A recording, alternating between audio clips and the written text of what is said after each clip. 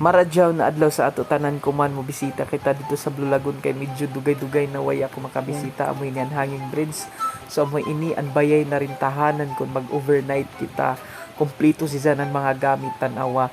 Amoy ni ang suite ng kusina, guwapa karazaw to CR, guwapa karazaw. Tapos amoy ni ang sala, pwede ni so i-occupy tanan, no?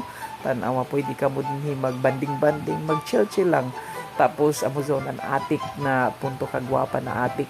Tapos bimbisita kita dito sa ako room sa una way back in college. Amin ako room sa una na mingawon ako pag hikitaan ako ini si Zakay. Amin niya kapahuwazan pagtungha ng college pag uli diri sa isla.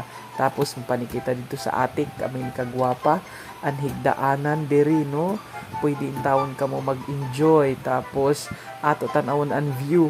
Ini ang pinaka the best spot din hinabayay, makita nimo tanan green in town, tanan view sa dagat iso makita, no, ang mga bukid, tapos ang color ng dagat punto refreshing karadyaw may nil nimo ang mga negative vibes. Tapos pagka naog nimo sa diskanso ani ka mo mag-istoryahay, mag-inkuray, tapos enjoy relaxing karadyaw.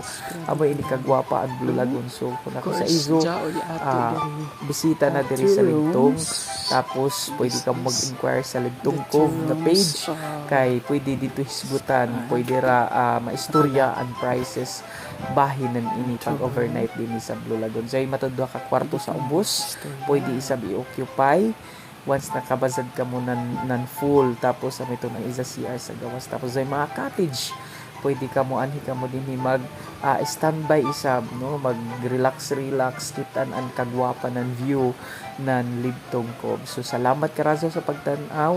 Hope you will enjoy this video. Thank you for watching mga kalatiga.